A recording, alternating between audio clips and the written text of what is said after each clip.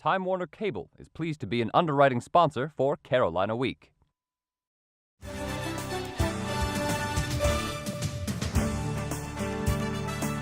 From the James F. Goodman Studio in the School of Journalism and Mass Communication at the University of North Carolina at Chapel Hill, connecting campus and community, this is Carolina Week. Hello and welcome to this special edition of Carolina Week. I'm Bethany Tuggle. And I'm Gervais Hagerty. Thanks for joining us. During the next half hour, we'll take a look back at some of the memorable moments of fall 2008 here at Carolina. From coast to coast, election night stirred our country into a frenzy. We followed the two political parties all the way to the after parties. Take a look. As the biggest election night of her life near the end, Aisha Amuda endured the November rain to hand out sample ballots to last-minute voters. I think it doesn't matter what position you're in. You could be a volunteer, you could be a fellow or an intern, or you could be like a director for the campaign. Everyone who works hard puts in the same amount of hours, and everyone wants the same end result. Then the polls closed, and there was nothing to do but party and wait. With hands curled around drinks and eyes glued to TV screens, the Democratic Party faithful cheered as the results trickled in. Why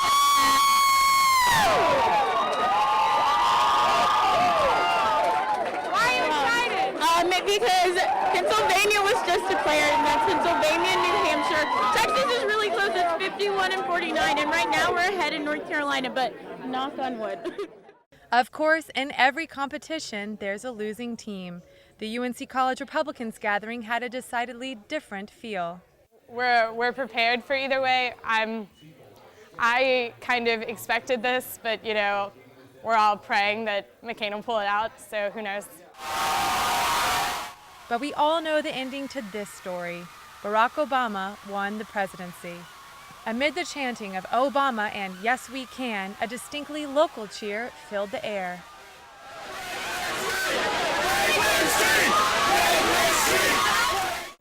You're probably wondering, where's Aisha in all this ruckus? And I was thinking the same thing. I chased the crowd down to Franklin Street, but I just couldn't find her. Here's why.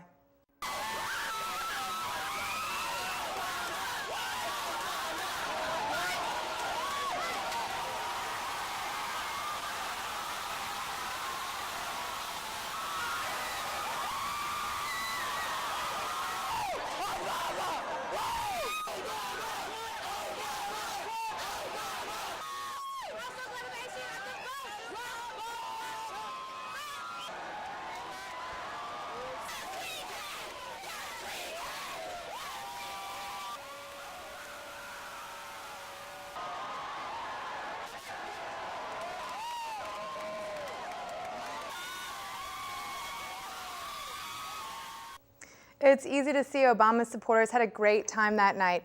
The McCain camp, not so much. The power went out in that room for a while, souring an already bad night for the Republicans. The election was a special day for one UNC student. Reporter Sarah LaTrent introduces us to Ketavan Gorjestani, who voted in America for the first time. Yeah, that's on election day last year. I had just voted. At 24 years old, Ketavan Gorjestani has voted twice in France, but after living in 5 different countries on 4 different continents, that's not the only place she can cast a ballot. I have 3 citizenships. Gorjestani can vote in France because she's lived there since she was 12. Both of her parents are from the country of Georgia, so she's a citizen and can vote there. And surprise, guess which other country she can vote in? Okay, so that's me when I was clearly a very, very young baby with my dad, probably in D.C. because that's where I was born. Although Ketavan lived in the United States only until she was 4 years old, she has the right to vote in the U.S. I was born here, I lived here, and I speak the language, I come here, I follow, I'm interested, I feel American, and I get the right to vote. And why is voting so important to Gorjestani? I think it's a way of showing that you care about what's going on in your country, and also being able to complain later and say, well, I'm not happy about what's going on. If you haven't voted, then tough. Gorjestani decided to do early voting. Okay, so the day has finally come. I'm finally voting in the U.S. for the very first time. She cast her ballot for Obama and celebrated participating in her first presidential election. I voted, finally. In Chapel Hill, I'm Sarah LaTrent, Carolina Week. Gordestani plans to vote in all 3 countries for many years to come. One issue young voters took into account at the polls was the future of healthcare. Reporter Mackenzie Babb took a look at UNC community reactions to the prospect of universal healthcare. At least some students planning to go into medicine think universal healthcare is the way to go. As students of Carolina, and especially pre-med students, I think that universal healthcare will hopefully bring the idea of health back to healthcare. And to Vance, this seems long overdue. We're the wealthiest and most developed country in the world, and we're the only wealthy and developed country without universal healthcare.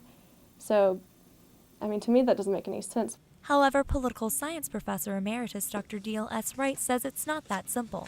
One of the major arguments against it, if you look at the British system, is the difficulty of access, of prompt service, and arguably of really effective service. Though change in policy won't come overnight, Wright says a change in the focus of healthcare might be on the horizon, a move away from doctors earning big salaries.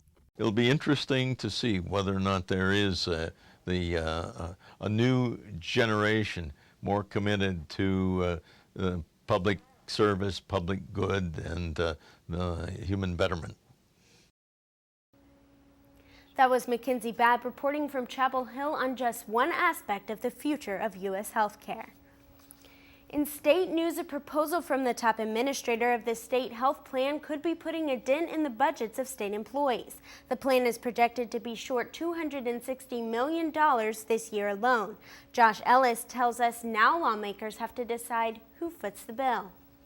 Brand is one of nearly 650,000 current and former state employees who rely on insurance coverage by the state health plan. Budget overruns have officials looking for solutions, including a 33% increase in dependent premiums. To have something increase in 33% when your wage doesn't increase but 3%, there's something wrong with that picture, Now, currently, state employees don't have to pay the cost of their own health insurance, but the proposed change would raise the average cost of insuring a family of 4 from $470 to $650 a month. Cost of fuel and everything like that going up, and the state's, not caught up to outside wages as it is, that make it hard on somebody, with 3 or 4 kids. Senate Majority Leader Tony Rand says lawmakers don't want to raise premiums unless it's absolutely necessary because it could force healthier people out of the plan. They can go buy it more cheaply elsewhere, which means the only ones left will be the ones with pre-existing conditions that can't buy it elsewhere, so our pool gets sicker. In addition, state health plan administrators are asking for as much as $300 million in taxpayer money to keep the plan running. In the meantime, Chuck is hoping lawmakers will hammer out a deal that doesn't put such a strain on his family budget. The proposed change wouldn't take effect until October 1st of next year, and the legislature would still have to approve it. There are many perks to being in a fraternity or sorority, and UNC does what it can to keep those activities safe. Yet hazing cast a shadow over the positive aspects of Greek life. Our Kate Howard has more. I'm so glad I'm Piker. I love Piker. This is the public face of fraternities and sororities. What they don't want you to see is what this young woman, we'll call her Susan, experienced in her freshman year. It was girls in black stockings, and they were yelling at us and screaming at us to get our asses into gear. Then they ran us outside in our PJs, and we had to go to the frat next door. It was completely awful. And then because they told us to wear our bathing suits, like we were supposed to wear our bathing suits, we just stripped down, and the guys, like, it was actually just the seniors of the house before, they marked our bodies where we had problems, and it was just awful. The whole time our sisters were there with the black masks on. At this point, most of them had taken them off and just watching us, laughing and yelling, "Oh, we did it last year, we did it last year." There's an anonymous hazing hotline, and the Greek Judicial Board is trying to prevent hazing. But senior Brandon Whittington says it still happens. You know, it's not as bad as it used to be, first and foremost. And also, I think fraternities are smarter with how they haze, you know. It definitely still exists, but I think fraternities are smarter with the times and, you know, the level of hazing. A common misconception about hazing is that it only has to do with physical harm. The truth is, it's all about will. Hazing among fraternities and sororities supposedly happens most during the 6 to 8 week period after rush and before new members are initiated. This time frame is called the new member education period. Officials want to educate chapters to let them know hazing must end. In Chapel Hill, I'm Kate Howard, Carolina Week. UNC has a zero-tolerance policy regarding hazing. The Greek Judicial Board argues that fraternities and sororities want to create good citizens, and hazing is not part of that plan. Well, if you think living with one roommate is hard, try living with 5. When we come back, I'll show you what I learned about dorm rooms across the divide.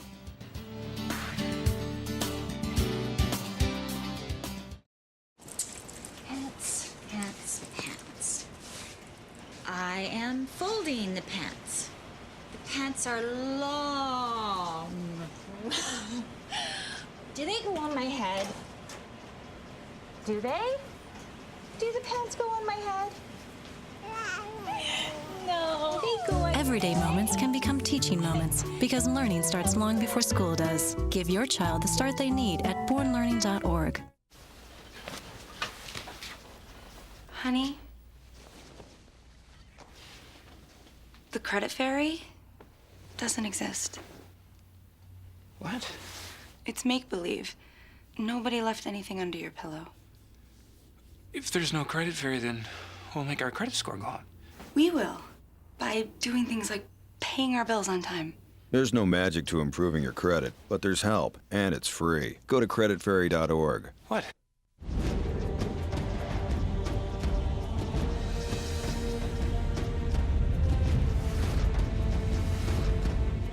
When you open a book, you can explore new lands, make new friends, and discover new adventures. There are amazing possibilities when you open your mind to reading. Explore new worlds. Read. A major construction project is building controversy within the Chapel Hill community and here on campus. A lot of local residents are uncomfortable with the idea of a 10-story building in their neighborhood. Carolina Week's Chris Neal has the story. The $30 million Greenbridge development project has many residents of Chapel Hill's historic Northside community disturbed. Neighbors are worried that such a massive construction effort will have negative effects on them. The campus group UNC Now has gotten involved in the cause. Other businesses and other developers are moving in, and that people are worried that within 5 years, the community might not exist as it has. The group held an open forum on campus recently to discuss several issues surrounding the project. Students, members of the community, as well as Greenbridge developers were in attendance.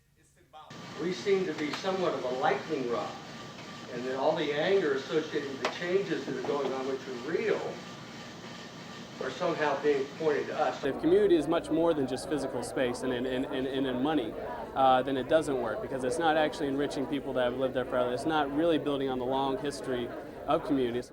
The Greenbridge project stresses environmental sustainability, but many feel the project doesn't account for the sustainability of the current community. It's a very painful thing for a lot of people in the community. It's a lot of pain for people who have lived here, grown up here their entire life, and we're trying to make sure that isn't pushed down and not heard. In Chapel Hill, I'm Chris Neal, Carolina Week. Even members of churches and other local organizations are coming together to state concerns about this building. Property taxes have already increased, and many of the neighbors are scared that will continue and price them out of their homes. After NC State painted the old well before the big football game last year, Carolina Fever members decided they'd not let that happen again. Fever hosted the Old Well Watch this year to keep the landmark safe from attacks. Sarah Moore was there. The Old Well Watch was a night full of events to keep the Old Well safe and to get students excited about the football game the next day. The doors opened at 9:30 and students signed up for a time slot to do guard duty as they came in. We started festivities off of the night by viewing the UNC University of California at Santa Barbara basketball game, which the Tar Heels won.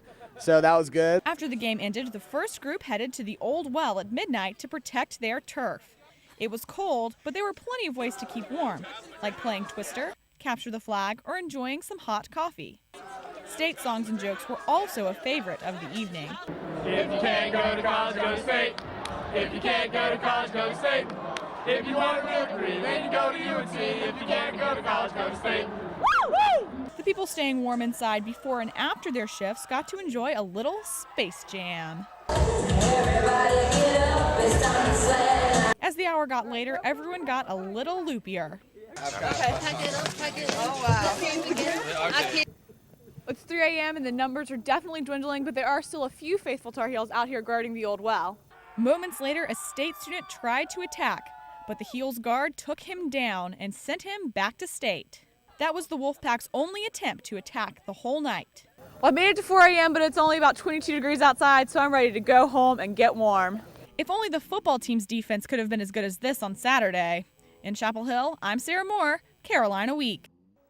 The Old Well Watch was such a success that Fever is planning to make it an annual tradition. Well, a number of Carolina students were in Beijing for 2 months this summer working as media interns at the Olympics, and my co-anchor was one of them. Yeah, you know, Gervais, we got to see a lot of things while we were over there, including how Chinese students live. Now, we all know dorms aren't always five-star quality, but in some parts of the world, dorm life here would be considered high class. This is Erica Stratton, a typical UNC student. 7,000 miles away, Lindsay Liu is a typical college student in Beijing, China. Lindsay lives in a dorm room about the same size as a dorm at any American university. But unlike Erica, who shares her room with just one other girl, Lindsay has to share a room with 5 girls. She says it's not always easy. The first time I saw the room is that, wow, that is a small room. I have to live for 4 years and all together with 6 people inside. Erica has only one roommate to get used to. It took a little bit of adjustment at first. I had my own room back home growing up and everything, but my roommate and I get along great. That's not the only difference between students in China and those in the U.S. They even differ in how they do their laundry. For American students, all you have to do is throw it in and let the machines do the work for you. For a Chinese student, it's hand wash and hang out to dry. Things are never as easy here as they are in the U.S. It's even inconvenient for college students in China to take a shower. Students at Lindsay's school get to shower only at certain times of the day, and some have to walk a quarter of a mile to the bathhouse. They get charged based on how long they take, and forget about privacy. It's a public bathroom. All the girls have to go inside and take the shower at the same time. Erica does have 7 suitemates to work around. I thought we might have problems, you know, when I first heard there was 8 girls, like one shower, but it really hasn't been a problem. If Chinese students want hot water for tea or soup, that's another quarter-mile walk in a different direction. Another difference? In dorms in China, there's no air conditioning, which means keeping your windows open, which means mosquito netting is a must. American students such as Erica have an adjustment to make once they leave home for college, but not nearly as big an adjustment as our counterparts in China have to make. Sometimes getting across campus in time for our next class is a challenge, but we really have it pretty good compared to most Chinese students. Now we have Erin Summers here with some of our top stories in sports from this semester. Yeah, and I hear you have one about a sport that's not very typical here in the U.S. Yeah, it's a really interesting story. Wait till you see this. Up next, we'll show you why this table tennis player trains harder than anyone you've ever seen before.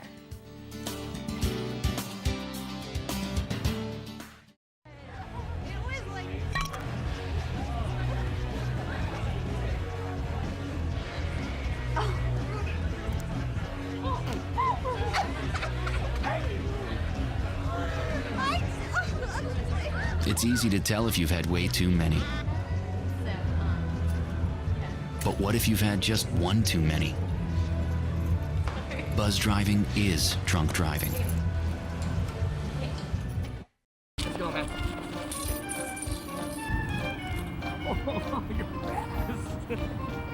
Hello, ladies. Can you imagine your life without animals? Here at the Durham Animal Shelter, we can't. So come see us. Your new best friend is already expecting you. Let's give it a shot. You can do it this time. I gotta get a real dog.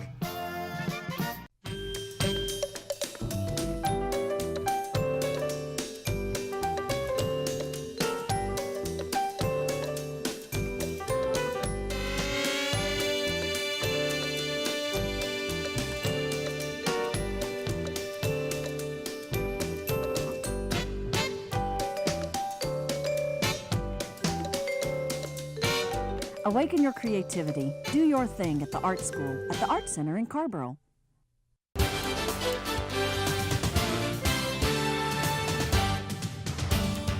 Earlier this semester, we had the chance to watch one sport that usually doesn't get much attention. Carolina Week's Jason Kahn gives us an inside look at a table tennis player who has a lot of ambition. Ed Levy can do this all day. What he does with a table tennis racket and a ball is nothing short of phenomenal. U.S. table tennis director Mike Babuin's in awe every time he watches Ed play, whether it's in another state or in another country.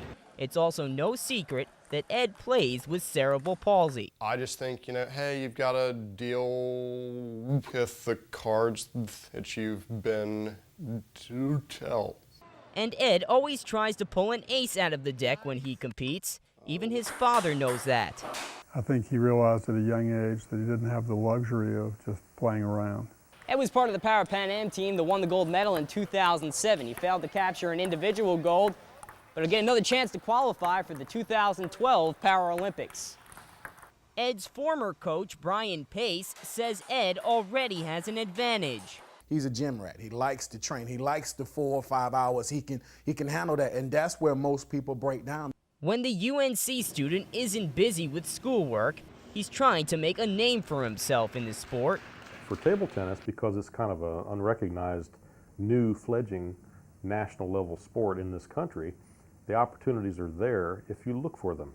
That's why Pace urges Ed to never give up his dream. If he stopped, he would say, what could I have done if I really go all the way down to the end of the road? So I think he's going to take that road. Wondering where that road leads continues to give Ed hope. The good thing about having big aspirations is that if you fall short, you've still got something pretty good. In London, in less than 4 years, Ed could be swinging at the top.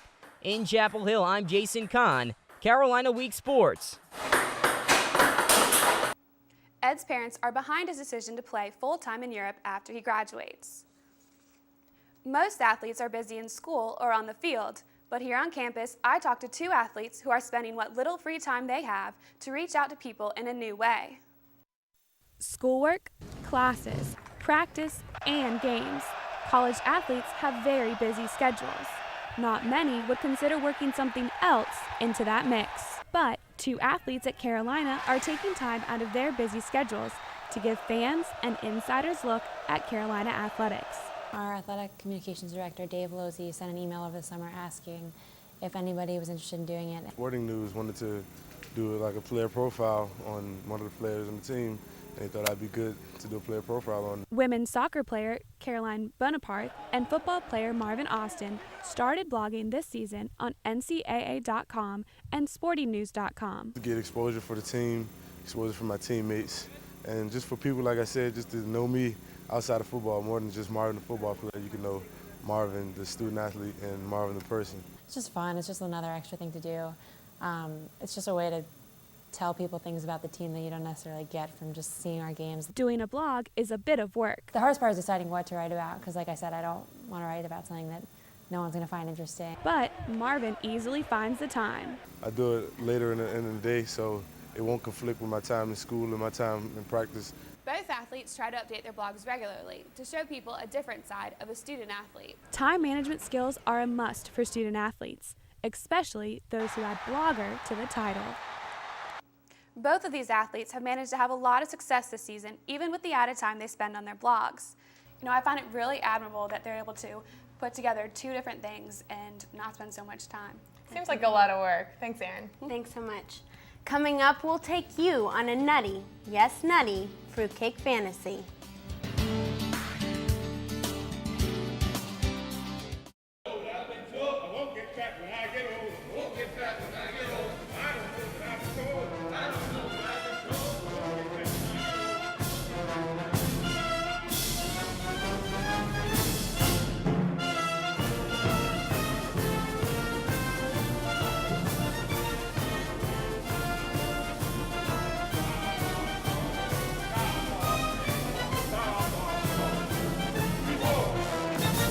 Get moving. See what a 10% weight loss can do for you.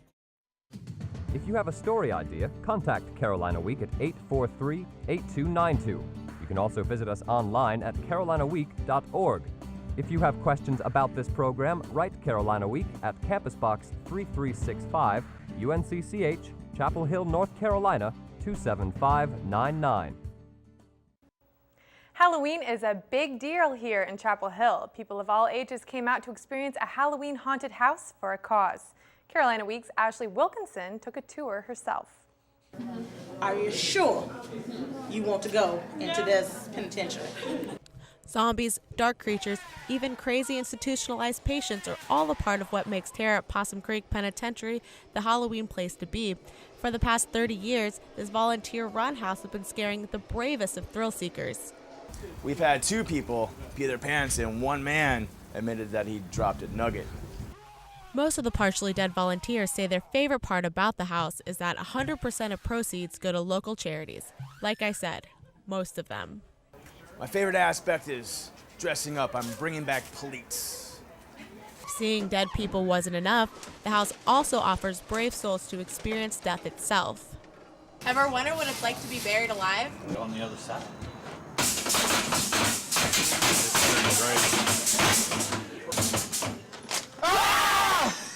That was the scariest thing I've ever done in my life.